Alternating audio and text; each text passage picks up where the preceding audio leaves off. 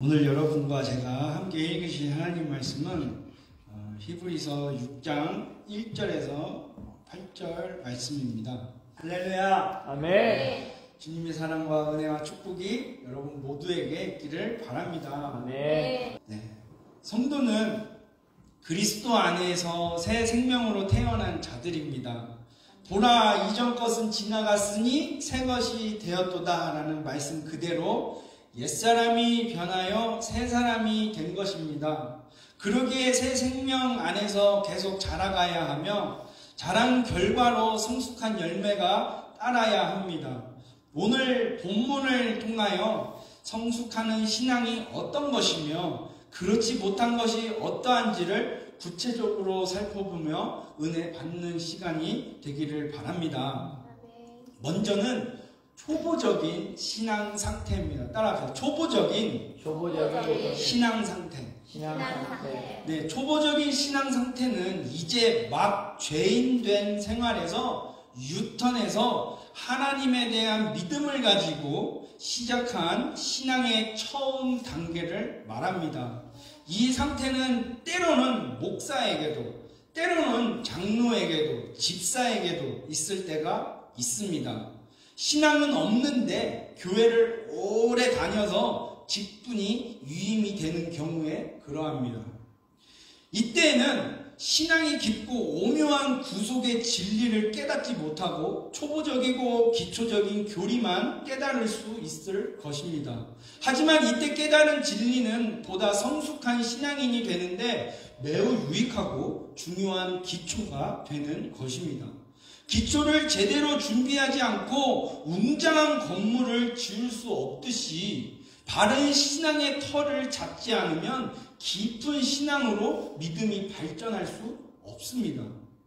성도가 처음 단계에서 익혀야 할 기독교의 교리는 회개와 하나님에 대한 신앙 고백, 때로는 사도신경을 인정하냐 안 하냐 검증하는 교회도 있습니다. 그리고 세례와 침례, 이 세례와 침례는 동급이지만 서로 의미는 조금씩 달라요.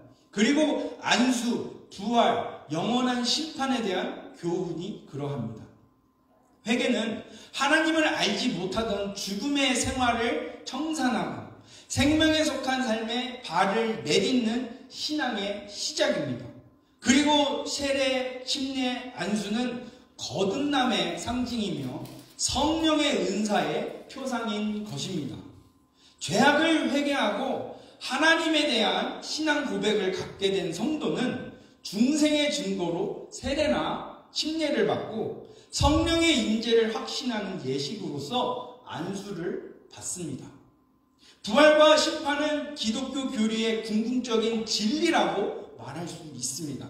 비록 처음 신앙을 갖게 되어 부활에 이르는 십자가의 신비와 영생의 기쁨을 몸소 체험할 수는 없지만 신앙의 결과로서 주어지는 부활과 심판에 대한 교훈을 깨닫고 알아야 하는 것입니다.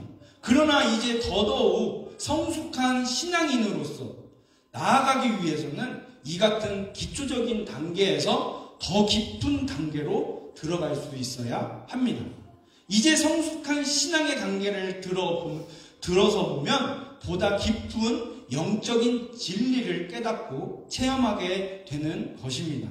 신앙이 성숙한 성도는 기초적인 구원의 진리에 대한 깨달음을 바탕으로 성령의 은사나 영적인 능력을 직접 습득합니다. 그리고 자신이 구원을 받아 영생에 이르게 되는 진리를 깨닫게 됩니다. 다시 모든 죄악을 씻기고 죽음에서 건져주신 예수 그리스도의 은혜에 대한 감격과 감화, 감동이 견고해지고 구원의 확신을 갖게 되는 것입니다. 이 세상에 살면서도 하늘의 영광과 기쁨을 공유한다는 이 벅찬 깨달음은 자신의 신앙을 다질 뿐 아니라 다른 이웃들에게도 이 진리를, 즉 복음을 전할 수 있는 보다 담대한 믿음으로 성장케 되는 것입니다. 오늘 본문의 4절에 한 번 빛을 받고 라고 라고 말씀합니다. 사도행전 말씀처럼 그리스도인들은 빛을 받는 사람이요, 그 빛에 자신이 굴복한 자들입니다. 그리고 빛 가운데 걸어가는 사람이며 빛을 다른 사람에게 비춰야 하며 빛을 어둠보다 더 사랑해야 할 것입니다. 그래서 마태복음 5장 14절에 성도를 가리켜 세상의 빛이요, 빌립보서 2장 15절은 세상에서 빛들로 나타내며 에베소서 5장 8절에는 빛의 자녀라는 일컬음을 받습니다. 그것은 그리스도인들이 요한복음 1장 9절의 말씀처럼 믿는 예수 그리스도가 참 빛이요, 이어서 8장 12절의 말씀처럼 세상의 빛이며 또 그리스도인이 자랑할 수 있는 야고보서 1장 17절의 말씀과 같이 각양 좋은 은사와 온전한 선물이 다 위로부터 빛들의 아버지로부터 내려오기 때문입니다. 이같이 그리스도인들은, 즉 성도는 참 빛의 비침을 받았으며 또한 그 자신이 빛이 되십니다. 이것을 성경은 고린도후서 4장 6절에서 어두운 데에서 빛이라 말씀하셨던 그 하나님께서 예수 그리스도의 얼굴에 있는 하나님의 영광을 아는 빛을 우리의 마음에 비추셨느니라고 말씀하고 있습니다. 이것은 성도의 특권입니다. 특권. 그러므로 한번 빛을 받은 성도는 그것을 잃지 않도록, 잊어버리지 않도록 조심해야 하는 것입니다. 이어서 본문은 하늘의 은사를 맛보고라고 말씀하고 있습니다. 이것은 우리가 받은 구원이나 축복들이 결코 사람 스스로에게서 나온 것이 아니라는 사실을 가르쳐주는 것입니다. 사람이 구원의 대상은 될지언정 스스로 구원할 수는 없습니다. 이것을 성경은 에베소서 2장 15절에서 8절입니다. 같이 읽겠습니다. 시작. 허물로 죽은 우리를 그리스도와 함께 살리셨고 너희는 은혜로 구원을 받은 것이라. 또 함께 일으키사 그리스도 예수 안에서 함께 하늘에 앉히시니 이는 그리스도 예수 안에서 우리에게 자비하심으로써 그 은혜의 지극히 풍성함을 오는 여러 세대에 나타내려 하십니다. 너희는 그 은혜에 의하여 믿음으로 말미암아 구원을 받았으니 이것은 너희에게서 난 것이 아니요 하나님의 선물이라. 이렇게 말씀하고 있습니다. 여러분, 하늘의 은사, 이 하늘의 은사를 직역하면 하늘에서 온 선물입니다. 그러므로 성도가 하늘의 은사를 맛본다는 것은 구원이 철저하게 하나님으로부터 오는 것임을 말하는 것입니다. 본문 오늘 4절의 마무리는 성령에 참여한 바 되는 특권은 회개하고 죄사함을 받을 때에 내려지는 것입니다. 이 선물은 민족이나 인종 차별이 없이 믿는 자들에게 누구에게나 주어지는 선물이라는 것입니다. 이것이 구체적으로 드러난 사건이 바로 사도행전 2장에서 드러난 오순절 사건이죠. 성령을 받는 것은 그리스도인이면 누구든지 공통적인 특권이요 축복입니다. 로마서 8장 9절에 시작. 만일 너희 속에 하나님의 영이 거하시면 너희가 육신에 있지 아니하고 영에 있나니 누구든지 그리스도의 영이 없으면 그리스도의 사람이 아니라고 이렇게 말씀합니다. 이 특권은 돈으로 살 수 있는 것이 아닙니다. 이것은 참 그리스도에게만 주시는 것입니다. 이것으로 우리는 첫째, 하나님의 말씀을 맛봅니다. 둘째, 따라합시다. 내세의 능력을 맛본다. 네, 하나님의 말씀을 맛보고 내세의 능력을 맛봅니다. 그리하여 이 세상에 있으면서도 이 세상을 이기는 능력을 가졌고 물질에 의거해서 사는 육체를 가지고도 물질을 초월하는 영의 축복과 기쁨을 맛보게 되는 것입니다.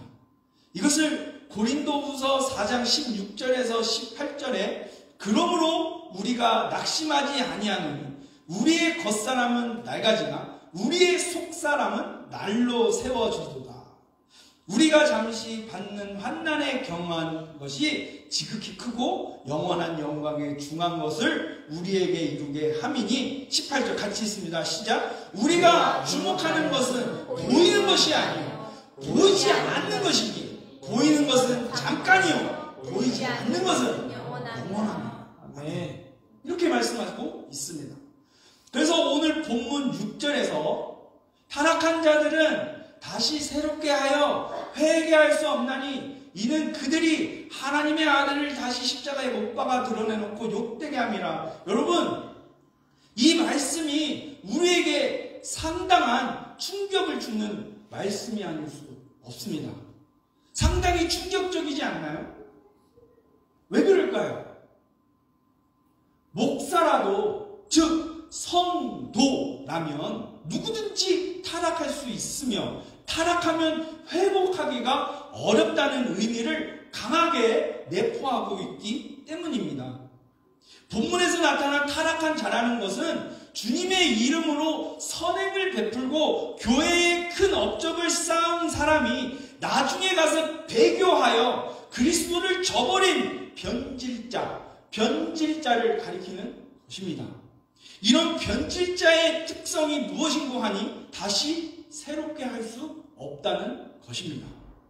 새롭게 한다는 것은 더 나은 상태로 변화가 된다는 뜻입니다. 이는 불신자가 그리스도를 믿음으로써 예수를 믿음으로써 죄의 상태에서 벗어나서 구원에 이르게 된다는 것입니다. 그래서 바울 사도는 고린도 교회 성도들을 향하여 고린도후서 5장 17절입니다. 같이 읽을까요? 시작. 그런즉 누구든지 그리스도 안에 있으면 새로운 이전 것은 보라 새 것이 되었도다 말씀하고 있는 것입니다. 모든 죄와 삶의 고통들로부터 자유함을 받은 새로운 피조물이 되는 것입니다. 그러나 이러한 회복 상태에서 다시 타락하여 그리스도를 버리는 자는, 즉 변질된 자는 다시는 회복할 수 없다는 말씀입니다. 이것은 은혜를 맛본 뒤에, 주님이 주신 은사를 맛본 뒤에 실수로 한두 번 범죄하는 자들이 아니라 고의적이고도 상습적으로 범죄하는 자들을 가리키는 말씀입니다. 이런 자들은 예수님을 가리켜 바알세불이라고 하고 마귀의 대장이라 의도적으로 헐뜯는 제사장, 바리새인, 사두개인, 서기관 다를 바가 없습니다. 공공연하게 주님께 도전하는 자들로서 이런 자들은 결코 다시 새롭게 될 수 없습니다. 우리 마태복음 12장 31절에서 32절 말씀 같이 읽을까요? 시작. 그러므로 내가 너에게 이르노니 사람에 대한 모든 죄와 모독은 사심을 얻되 성령을 모독하는 것은 사심을 얻지 못하겠고 또 누구든지 말로 인자를 거역하면 사심을 얻되 누구든지 말로 성령을 거역하면 이 세상과 오는 세상에서도 사심을 얻지 못하리라. 여러분, 성령을 모독, 즉 성령 회방에 관해서 여러 가지가 있는데 자신 있게 말할 수 있는 것은 이 말씀에 걸려 있는 것. 오늘날 이렇게 말하는 사람이 있습니다. 회개? 한 번 했으면 됐지. 뭐하러 해? 은사? 이 은사 초대 사도들 후로 멈췄어. 방언기도? 방언? 알아듣지 못하는 소리 뭐하러 해? 귀신 쫓는 교회 이단. 그 자들은 이 말씀에 걸려 있습니다.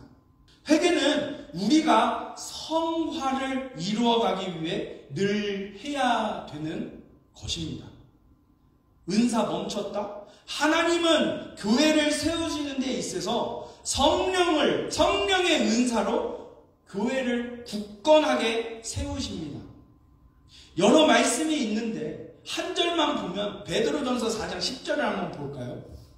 베드로전서 4장 10절입니다. 시작. 각각 은사를 받은 대로 하나님의 각양 은혜를 맡은 선한 청지기같이 서로 봉사하라. 이렇게 교회를 세우시는 것입니다.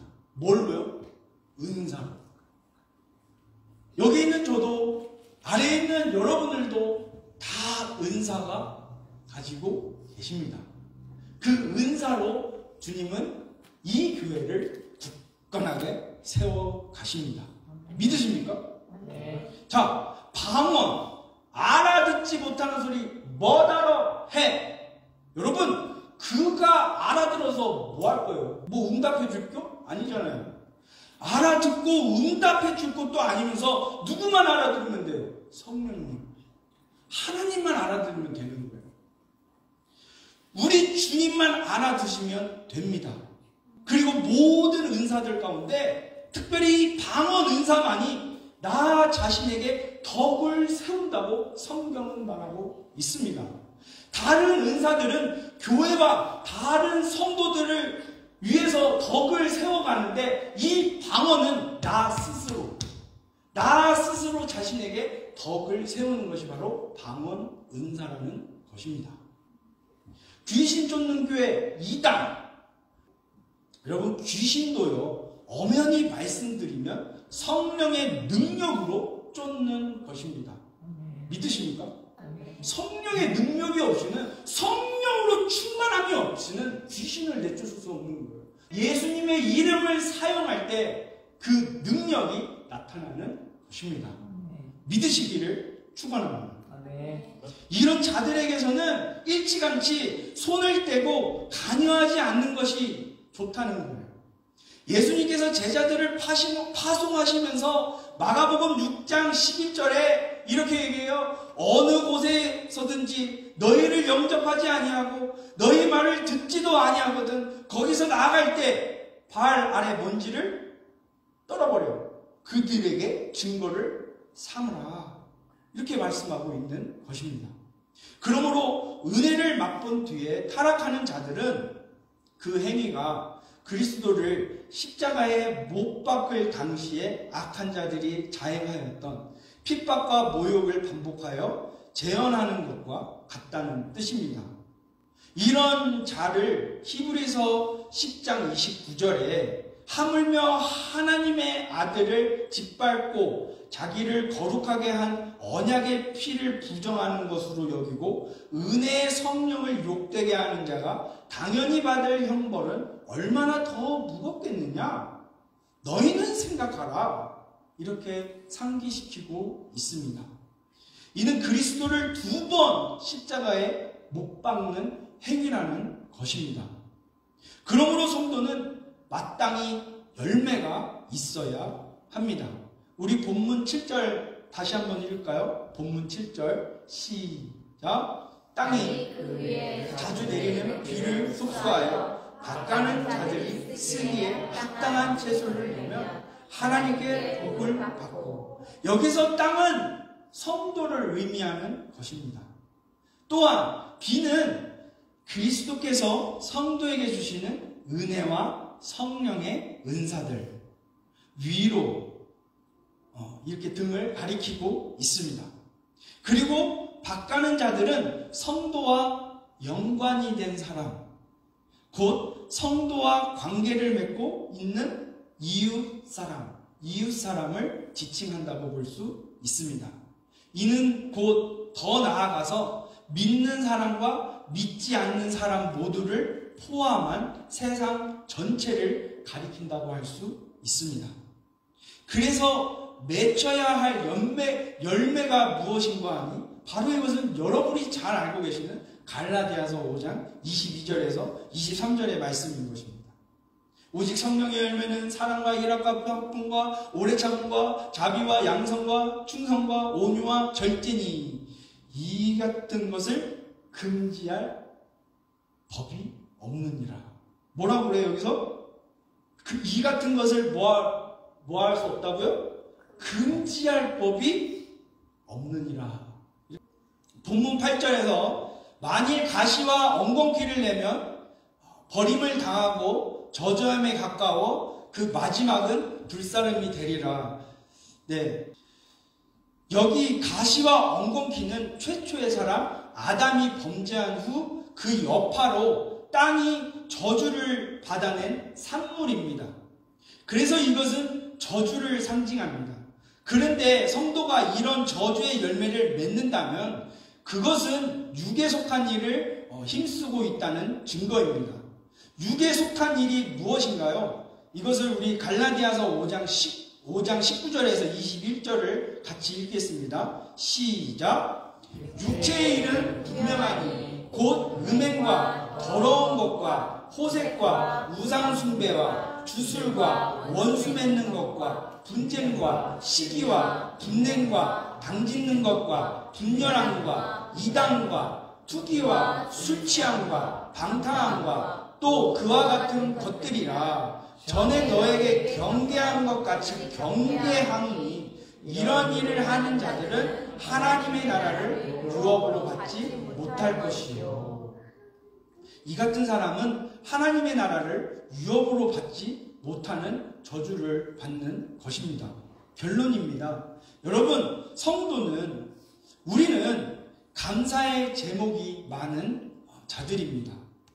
구원의 감사, 은혜와 은사에 대한 감사, 이 구원에 대한 말로 다 형언할 수 없는 깊은 깨달음으로 오는 희열과 감사가 항상 있어야 하는 하나님의 백성입니다. 그러기 위해서는 자라나야 합니다. 가시와 엉겅퀴 같은 육신에 속한 열매가 아니라 오직 성령으로 말미암은 하늘에서부터 내려오는 신령한 성령의 열매를 부지런히 맺혀야 합니다. 그리고 자신의 성장을 하나님 앞에서 나타내어 영광을 돌려드려야 합니다. 만일 맺혀야 할 열매가 없다면 우리는 근심의 대상입니다. 마귀의 공격의 표적이 되고 말 것입니다. 우리 모두 신앙의 균형이 있는 열매에 맺혀 하나님께 영광을, 자신에게는 축복이 되기를 바랍니다.